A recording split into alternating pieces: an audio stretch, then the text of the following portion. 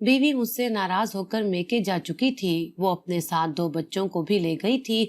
बच्चों के बिना मैं काफी अफसुर्दा था, जबकि बीवी की याद भी मुझे सता रही थी। दोस्तों ने तो मुझे मना किया था कि बीवी को लेने मत जाना, अगर आना हुआ तो वो खुद आ जाएगी, लेकिन जाना फजूल है क्योंकि वो तुम्हारे साथ कभी नहीं आएगी, और अगर आएगी भी तो बहुत नखरे करेगी और तुम्हारा जीना हराम हो जाएगा। मैंने अपने दोस्तों से कहा कि तुम दोस्त हो या दुश्मन, बीवी को खफा हुए 3 माह होने वाले हैं, और ये 3 माह मैंने कैसे गुजारे हैं ये मैं ही जानता हूँ। मैं बच्चों के बगैर बहुत उदास हूँ, और अब मुझसे ये जुदाई बर्दाश्त नहीं होती, क्योंकि मैं भी अपनी बीवी बच्चों से निहायत मोहब्बत करता हूँ। पहले तो मैं कॉल और मैसेजेस के जरिए बीवी को मनाने की कोशिश कर रहा था, लेकिन उसने सिम तब्दील कर ली थी और अब उससे राब्ता मुमकिन नहीं रहा।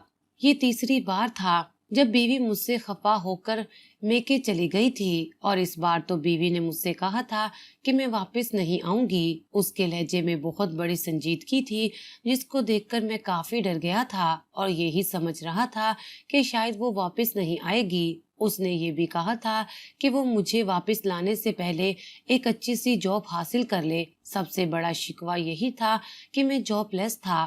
फलसफे में एमफिल कर चुका था, मगर अभी तक जॉब नहीं मिली थी। खैर, मैं बीवी को मनाने के लिए चल पड़ा, मगर मेरी जेब में बस का किराया नहीं था। मुसलसल 2 घंटे पैदल चलने के बाद मैं अपनी बीवी के मेके पहुंचा। सबसे पहले तो मेरी बीवी ने मेरे सामने आने से ही इनकार कर दिया। मेरा ससुर और सास मुझे बार बार यही कहते थे कि बेटा, हमने अपनी बेटी तुझे इसलिए तो नहीं दी थी कि उसको गुर्बत की चक्की में पीस डालो। कितने अच्छे अच्छे रिश्ते आए थे उसके लिए, मगर हमने इनकार किया था। तुम्हारी माँ जब हमारे घर आई थी तो तुम्हारे खानदान को देखते हुए हमने इस रिश्ते के लिए हाँ कर दी, मगर अब तो हम ये रिश्ता करके पछता रहे हैं। पिछले 3 साल से तुम बेरोजगार हो और घर के हालात ठीक नहीं।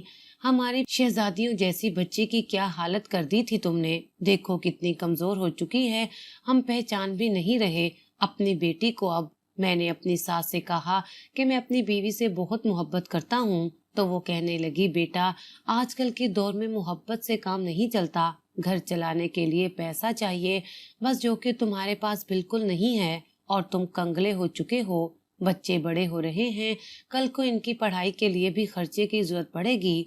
तुम कहाँ से लाओगे खर्चा? एक किराए की दुकान है तुम्हारी, उसके किराए से तुम घर चला रहे हो। अगर नौकरी नहीं मिल रही तो उस दुकान को तुम खुद भी चला सकते थे, लेकिन ऐसा भी नहीं कर रहे। शायद दुकानदार के लवाने में तुम्हारी शान कम हो जाएगी। मैंने अपनी सास और ससुर से वादा किया कि बस मुझे आखिरी मौका दे दीजिए। मैं कई जगह अप्लाई कर चुका हूँ और उम्मीद है कि मुझे अच्छी सी जॉब मिल जाएगी और हमारे घर के हालात भी बदल जाएंगे। तकरीबन 2 से 3 घंटे मिन्नत करने के बाद जरीना मेरे साथ वापस आने के लिए तैयार हो गई, लेकिन एक बात जो मुझे खाए जा रही थी कि जब जेब मेरी अभी भी खाली है। मेरी बीवी साथ आने के लिए मान तो चुकी थी, लेकिन वापस जाने के लिए किराया नहीं था। मैंने दोनों बच्चों को उठाया, बीवी मेरे साथ साथ चल रही थी। जब मैं बस स्टेशन से आगे जाने लगा तो वो कहने लगी कि कहाँ जा रहे हैं, क्या आप बस में सवार नहीं होंगे? मैंने शर्मिंदगी के लहजे में कहा कि मेरे पास किराया नहीं। मेरी बीवी का बस नहीं चल रहा था कि वो वापस चली जाए, क्योंकि बच्चे मेरे पास थे। वो चुपचाप मेरे साथ पैदल चलने लगी, लेकिन कब तक इस धूप और गर्मी में उसकी हिम्मत जवाब दे चुकी थी। हालांकि बच्चे मैंने उठाए थे और मैं तो 3 घंटे चल के इधर आया भी था। पिछले 2 घंटे से वो मुसलसल मुझसे लड़े जा रही थी। पिछले 2 घंटे से हम मुसलसल पैदल चल रहे थे। बच्चे अभी तक मैंने उठाए हुए थे और सामान भी मैंने ही उठा रखा था। सड़क के करीब मुख्तलिफ एयर कंडीशनर गाड़ियां देखी तो उसकी गर्मी में मजीद इजाफा हो गया। वो मुझ पर तंज करते हुए बार बार यही कह रही थी कि लोगों के पास तो बहुत पैसा है, मगर हमारे पास पैसा क्यों नहीं आता? आखिर हम इतने मनहूस हैं ही क्यों? वो मुख्तलिफ गाड़ियों के अंदर झांक कर देखती और कहती कि इनमें जो औरतें बैठी हैं, क्या ये मुझसे ज्यादा खूबसूरत हैं? जरा गौर से देख, मुझसे खूबसूरत औरतें नहीं हैं, ये मामूली शक्लो सूरत की हैं, लेकिन इनकी किस्मत तो देखो कि कितनी अच्छी अच्छी गाड़ियों में सफर कर रही हैं। एक मैं ही हूँ कमबख्त, जिसको अल्लाह ने इतनी अच्छी शक्लो सूरत दी थी, जिसके लिए अच्छे अच्छे घरानों के रिश्ते भी आए थे, मगर अब्बा ने دیکھا کہ لڑکا تعلیم یافتہ ہے، ایم فل کر رہا ہے، تو کل کو ضرور کسی ادارے میں آفیسر لگے گا۔ بس اسی غلط فہمی نے ابا کو دھوکہ دیا اور اس دھوکے میں آ کر ابا نے مجھے برباد کر دیا۔ اس کی زبان مسلسل چل رہی تھی اور میں اسے کسی قسم کا جواب نہیں دے رہا تھا۔ میں اس پوزیشن میں تھا ہی نہیں کہ میں اسے کوئی جواب دیتا۔ وہ جو بھی کہہ رہی تھی حق بجانب تھی اور میرے پاس کوئی جواز نہیں تھا کہ میں اسے خاموش کروا سکوں۔ بڑی مشکل سے تو وہ واپس گھر آ رہی تھی۔ اب اگر راستے میں وہ مجھے مارنا بھی شروع کر دیتی تب بھی میں خاموش ہی رہتا۔ میں سر جھکائے اپنے قدموں کو دیکھ رہا تھا جو زمین کو پیچھے چھوڑ رہے تھے۔ میرے پاؤں کا انگوٹھا جوتے سے باہر نکلا ہوا تھا۔ جوتے پسینے کی وجہ سے بہت گیلے ہو چکے تھے اور اسی گیلے پن کی وجہ سے جوتے سے آواز بھی آ رہی تھی۔ وہ عورتوں کو تاڑ کر یہی کہہ رہی تھی کہ بات دراصل ان عورتوں کی نہیں ہے، بات دراصل ان کے مردوں کی ہے، کیونکہ ان کے مرد صرف نام کے مرد نہیں ہیں بلکہ حقیقی طور پر عورت کی حفاظت کرنے والے ہیں، ان کا سہارا بننے والے ہیں، اپنی بیویوں کو کسی قسم کی مشکلات میں نہیں دیکھ سکتے۔ شادی کے بعد انہوں نے یہی فیصلہ کیا کہ وہ اپنی بیوی کو کسی قسم کی مشکلات میں نہیں رکھیں گے، سو انہوں نے جو کہا وہ کر کے بھی دکھایا۔ بیوی کی باتیں سن کر میں نے بے بسی سے اپنی ہتھیلیوں کی طرف دیکھا جس کا گوشت نظر آ رہا تھا۔ ہاتھ کی ہتھیلی پر بڑے بڑے چھالے نظر آ رہے تھے۔ سیمنٹ اور گارے کی مزدوری میں سب سے بڑی خرابی ہی یہی ہے کہ یہ ہاتھوں کو متاثر کرتی ہے۔ آپ چاہتے ہوئے بھی اپنے ہاتھ کے چھالے نہیں چھپا سکتے۔ خیر میں اپنی بیوی کی ساری باتیں سنتا رہا اور ان کو سہاتا رہا، لیکن ایک ایسی بات اس نے کی جس کو میں نہ سہ پایا۔ چوٹ سیدھی میرے دل پر لگی جب اس نے کہا کہ گھر جاتے ہی میں تمہاری ایم فل کی ڈگری کو پھاڑ کر آگ لگا دوں گی۔ آگ لگے ایسی ڈگری کو جو تمہارے کام نہ آ سکی، جو تمہیں روزگار نہ دے سکی۔ آخر ایم فل کرنے کا کیا فائدہ کہ پچھلے 3 سال سے مزدوری کر رہے ہو لیکن کوئی ڈھنگ کی عزت والی جاب نہیں ملی، جبکہ میرا ایک کزن جو مڈل پاس ہے اور 3 دفعہ کوشش کے باوجود اس سے میٹرک پاس نہ ہو پائی، آج وہ ایک کپڑوں کی فیکٹری کا مالک ہے۔ اس کی مل میں کپڑا تیار ہوتا ہے اور ریڈی میڈ کپڑے بھی تیار ہوتے ہیں۔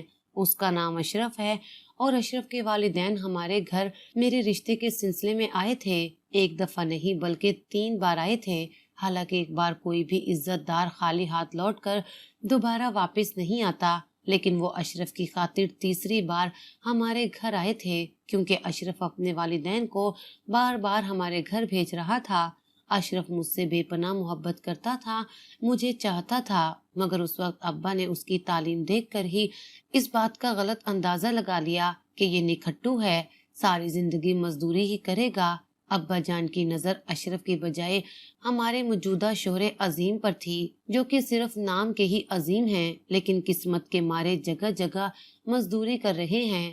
آج میں سوچتی ہوں کہ کاش ابا اس رشتے کے لیے ہاں کر دیتے تو میرے آج دن بدل چکے ہوتے۔ میں آج سڑک کے کنارے 3 گھنٹے پیدل سفر کر کے اپنے گھر نہ جا رہی ہوتی بلکہ آج میرے گھر میں بھی اے سی لگا ہوتا اور بڑی سی گاڑی میں بھی اے سی ہی ہوتا۔ میری بیوی نے یہ بات کہہ کے گویا تلوار میان سے باہر نکال لی تھی اور اس تلوار سے مجھ پر در پہ در وار کر رہی تھی۔ مجھے اس وقت ایک مشہور فلاسفر کا قول یاد آیا جب اس نے کہا تھا، ہمیشہ کسی کی مسکراہٹ کی وجہ بنو، ہمیشہ کسی کی محبت کا ذریعہ بنو اور لوگوں کی اچھائیوں پر یقین رکھو۔ ان باتوں پر عمل کر کے زندگی کو خوبصورت بنایا جا سکتا ہے اور ہر قسم کی مشکلات کے باوجود زندگی بہت ہی سکون اور امن سے گزاری جا سکتی ہے۔ میری جیب میں تھوڑی سی مٹھائی تھی جو کہ راستے میں کوئی شخص بانٹ رہا تھا۔ میرا ارادہ تھا کہ وہ مٹھائی بچوں کو دوں گا لیکن اب بیگم کو وہ مٹھائی دینا چاہی تاکہ اس کا لہجہ تھوڑا سا میٹھا ہو جائے، لیکن اس نے وہ مٹھائی میرے ہاتھ سے لے کر دور پھینک دی اور اس کا لہجہ بجائے میٹھا ہونے کے پہلے سے بھی زیادہ تلخ ہو گیا۔ میں اپنے ہاتھ کے چھالوں کو دوبارہ دیکھنے لگا اور اس بار زیادہ جلن محسوس ہو رہی تھی۔ میری بیوی ان چھالوں کے لیے مرہم ثابت ہو سکتی تھی لیکن اس نے ایسا نہ کیا۔ میں نے اپنی بیوی سے بس اتنا کہا کہ میں تم سے وعدہ کرتا ہوں کہ آج کے بعد تمہیں کسی قسم کی شکایت کا موقع نہیں ملے گا، مجھے چاہے اپنا آپ فروخت کرنا پڑے پھر بھی تمہیں آسانیاں فراہم کروں گا۔ ان 3 گھنٹوں کے پیدل سفر میں میری بیوی نے مجھے بہت باتیں سنائی और मैं चुपचाप उसकी सारी बातें सुनता रहा। मेरी बीवी मेरे घर वापस आ चुकी थी, लेकिन अब मैं सोच रहा था कि बीवी से वादा तो कर चुका हूँ, लेकिन कैसे उसके लिए आसानियां तलाश कर पाऊंगा, क्योंकि जिस तरह के मेरे हालात थे तो ऐसा मुमकिन तो नहीं था। मुझे अपना घर बसाने के लिए और बीवी को राजी रखने के लिए कोई न कोई ऐसा काम करना था जिसके बारे में पहले मैंने नहीं सोच रखा था। कोई ऐसा गैर कानूनी काम जिसकी वजह से मैं बेचैन रहता, सारी जिंदगी अपने आप को मलामत करता रहता, लेकिन कम से कम मेरी बीवी खुश रहती, क्योंकि इस बार अगर बीवी घर से चली गई तो बच्चों को देखना नसीब नहीं होगा और बच्चों के बगैर मैं जिंदा नहीं रह पाऊंगा। एक दोस्त से मशवरा किया कि कम वक्त में किस तरह ज्यादा से ज्यादा पैसा हासिल किया जा सकता है। वो कहने लगा, आजकल के दौर में ऐसा मुमकिन तो नहीं, मगर तुमने अगर हर हाल में पैसा हासिल करना ही है तो मेरे पास एक आइडिया है। दोस्त ने मुझे अपने ख्यालात से आगाह किया। खैर से उसके ख्यालात भी कुछ ऐसे ही थे, गैर कानूनी। वो भी शायद अपने घर वालों के तानों की वजह से तंग हो चुका था और चोरी और डाके के बारे में सोच रहा था। अब हम पेशेवर डाकू तो थे नहीं, बस हमारा इरादा था कि 2 से 3 बार कोई स्ट्रीट क्राइम करेंगे, किसी का बैग छीनने की कोशिश करेंगे, शायद उससे भारी रकम हासिल हो जाए और हमारा काम हो जाएगा। पैसे आपस में तकसीम कर लेंगे। मेरे उस दोस्त को सऊदी अरब के वीजे के लिए पैसे दरकार थे। वो बाहर जॉब करना चाहता था, जबकि मुझे अपनी बीवी को सहूलियात फराहम करने के लिए पैसों की जरूरत थी। कुछ पैसे घर की मुरम्मत के लिए चाहिए थे, क्योंकि घर काफी पुराना हो चुका था, काफी अरसा गुजर चुका था, रंग चूना नहीं हुआ था, दीवारें भी काफी पुरानी थी। उसके अलावा शदीद गर्मी को देखते हुए कि बीवी को कमरे में एक एसी लगवा कर दूंगा और बाकी के पैसे बीवी के लिए शॉपिंग के होंगे। पिछले 4 साल से उसने शॉपिंग नहीं की थी और अभी तक उन्हीं कपड़ों पर गुजारा कर रही थी जो शादी में उसके लिए सिलाई किए गए थे। हम दोनों एक सुनार की दुकान के सामने बैठ गए। अब हम सुनार को तो नहीं लूट सकते थे, क्योंकि उसकी दुकान के सामने सिक्योरिटी बहुत सख्त थी। अगर गलती से भी सुनार की दुकान के अंदर दाखिल होते तो उसी वक्त वो हमें गोलियों से भून डालता। अब हमें एक ऐसी ही चीज का इंतजार था, कोई ऐसा गाहक जो गाड़ी की बजाय बाइक पर, बस पर सफर कर रहा हो। कई दिनों तक कोशिश की, लेकिन सुनार के यहाँ वैसे ही गाहक आ रहे थे जो बड़ी बड़ी गाड़ियों पर आते। अब हम बाइक पर बैठे गाड़ियों को नहीं लूट सकते थे। हमारे पास 2 नकली किस्म के पिस्तौल थे जो सिर्फ डराने के लिए थे। एक हफ्ता मुसलसल कोशिश करने के बाद भी हम अपने मकसद में कामयाब ना हो पाए।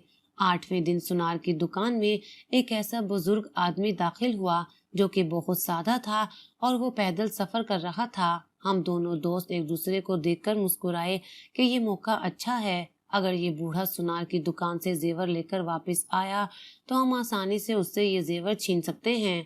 तकरीबन 1 घंटे तक वो सुनार की दुकान से बाहर नहीं आया और फिर जब बाहर आया तो दुकान के बाएं दाएं देखा और फिर जल्दी से पैदल चलना शुरू किया। वो तेज तेज कदमों से चल रहा था। उसका इरादा था कि वो एक टैक्सी किराए पर लेगा, मगर जहाँ से टैक्सी रेंट पर मिलती थी उस जगह पैदल सफर करने में 10 से 15 मिनट की मुसाफत थी और यही वो मौका था जिसके हम इंतजार में थे। पैदल चलते हुए हम उससे वो जेवर वाला बैग छीन सकते थे। हमने उस बूढ़े आदमी का पीछा किया। एक सुनसान गली में उससे बैग छीन कर भागने लगे तो वो जमीन पर बैठकर रोने लगा। मैं पीछे मुड़कर उसे देख रहा था। मुझसे ये मंजर बर्दाश्त ना हो पाया जब उसने रोकर कहा, मेरी बेटी बर्बाद हो गई, मेरी बेटी बर्बाद हो गई। बुजुर्ग के ये अल्फाज मुझ पर बिजली बनकर गिरे। मैं अपने दोस्त से कहने लगा, हमें ये बैग वापस कर देना चाहिए। ये सुनकर मेरा दोस्त हैरान हुआ और कहा, तुम पागल तो नहीं हो गए? पिछले 15 दिन से हम इस मौके की तलाश में थे। अब जबकि हमें ये मौका मिला है तो तुम बैग वापस करने का कह रहे हो, जबकि उसके अंदर 10 तोले सोना तो जरूर होगा। मैंने अपने दोस्त से कहा कि अगर हमने ये बैग वापस ना किया तो मेरा दिल फट जाएगा। मुझसे वो मंजर बर्दाश्त नहीं होता। जब मैंने बुजुर्ग को रोते हुए देखा, मेरा दोस्त मुझ पर गुस्सा था, लेकिन फिर भी मैंने वो बैग वापस कर दिया। मेरी इस हरकत को देखते हुए वो दोस्त मुझसे अलग हो गया और मुझे इस बात का ताना दिया कि तुम्हारे हालात कभी भी दुरुस्त नहीं हो सकते। एक तरफ तुम घर बसाने की बातें करते हो, अपनी बीवी को खुश रखने के लिए कोशिश कर रहे हो, और दूसरी तरफ ईमानदारी का भूत ابھی بھی تمہارے سر پر سوار ہے۔ اس ملک میں اکثر وہی لوگ کامیاب ہوتے ہیں جو اسی طرح کے طریقوں پر عمل کرتے ہیں، ورنہ مفلسی اور محتاجی ان کا مقدر بن جاتی ہے۔ اب میں اکیلا تھا اور سوچ رہا تھا کہ ایسا کیا کیا جائے۔ میں ایک ایسے تاجر کو جانتا تھا جو کہ سود پر قرضے دیتا، ساری زندگی سود کھا کر ہی اس نے گزاری تھی اور اسی سود کی بدولت وہ مال و دولت کمانے لگا تھا۔ بہت ظالم انسان تھا، بیچارے غریب اور مفلس لوگوں کی غربت کا ناجائز فائدہ اٹھاتا تھا۔ میں نے اسی شخص کو لوٹنے کا منصوبہ بنایا تاکہ بعد میں دل میں یہ پچھتاوا نہ رہے کہ میں نے ایک ضرورت مند کو لوٹا ہے۔ یہ جمعۃ المبارک کا دن تھا جب میں نے اپنا منصوبہ بنایا۔ وہ جمعے کی نماز کے لیے دکان سے نکلا جبکہ اس کی دکان پر اس کا چھوٹا بیٹا موجود تھا۔ میں نے ایک مداری کو کچھ پیسے دیے اور اس سے کہا کہ تم نے صرف گلی کے اس کونے پر کچھ کرتب دکھانے ہیں، بس تاکہ محلے کے سارے بچے وہاں جمع ہو جائیں۔ مداری میری حقیقت نہیں جانتا تھا۔ گلی کے اس کونے میں کرتب دکھانے لگا، بچے اس کے ارد گرد جمع ہونے لگے، جبکہ تاجر کا بیٹا نہ چاہتے ہوئے بھی اس کی جانب چل پڑا۔ تاجر کی دکان خالی تھی اور میرے پاس اچھا موقع تھا کہ میں اس کے پیسوں کی تجوری خالی کر لوں۔ میں اس کی دکان میں داخل ہوا اور اس کا قیمتی مال اور پیسے لے کر بھاگ نکلا۔ یہ پیسے اتنے تھے کہ میں اپنی بیوی کی ساری خواہشات پوری کر سکتا تھا۔ پیسے اٹھائے گھر کی طرف بھاگ رہا تھا۔ سب سے پہلے مجھے اپنی بیوی کے لیے اے سی خریدنا تھا۔ ایک ہسپتال سے گزرا تو ایک عجیب معاملہ دیکھا۔ ہسپتال کے مین گیٹ کے سامنے ایک ماں اپنے بیٹے کے لیے جھولی پھیلائے بھیک مانگ رہی تھی۔ اس کا بیٹا ہسپتال میں ایڈمٹ تھا اور ڈاکٹر نے اس کا آپریشن بتایا تھا، لیکن چونکہ وہ غریب تھے ان کے پاس آپریشن کے پیسے نہیں تھے۔ وہ پریشان تھی، جھولی پھیلائے اپنے بیٹے کی زندگی کی بھیک مانگ رہی تھی۔ مجھے ایک اور امتحان کا سامنا ہوا اور یہ پہلے سے بھی کڑا امتحان تھا۔ جتنے پیسے میں وہاں تجوری سے لے کر آ رہا تھا اس ماں کی جھولی میں ڈال دیے تاکہ وہ اپنے بچے کی جان بچا لے۔ خالی ہاتھ واپس گھر آیا۔ یوں کئی دن گزر گئے۔ بیگم نے جب دیکھا کہ اس کو نوکری نہیں ملنے والی، تب ایک دن غصے میں آ کر اس نے میری فلسفے کی ڈگری کو آگ لگا دی اور پھر اپنا بیگ پیک کیا، بچوں کو ساتھ لے کر وہاں سے روانہ ہونے لگی۔ میں اس کی منت کر رہا تھا کہ بیگم رک جاؤ، مجھ پر بھروسہ رکھو، اللہ سب بہتر کرے گا، مگر وہ میری کسی بات پر یقین نہیں کر رہی تھی۔ وہ آگے آگے تھی اور میں اس کے پیچھے پیچھے۔ اچانک سڑک کے کنارے ہم نے ایک عجیب منظر دیکھا۔ ہمارے سامنے ایک بلی نہایت غمگین حالت میں بیٹھی تھی۔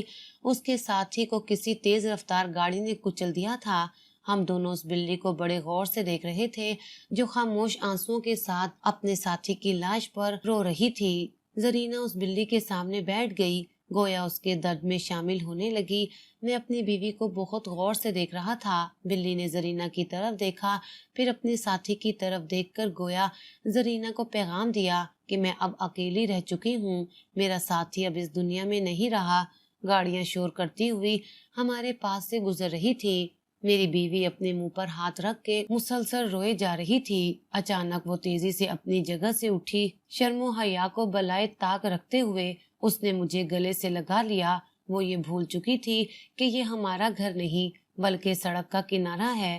میرے زخمی ہاتھوں کو چومنے لگی اور اس کی آنکھوں سے گرتے آنسو میرے زخموں کے لیے مرہم تھے۔ میں نے اس بلی کو غور سے دیکھا، اس کی آنکھوں میں آنسو صاف نظر آ رہے تھے۔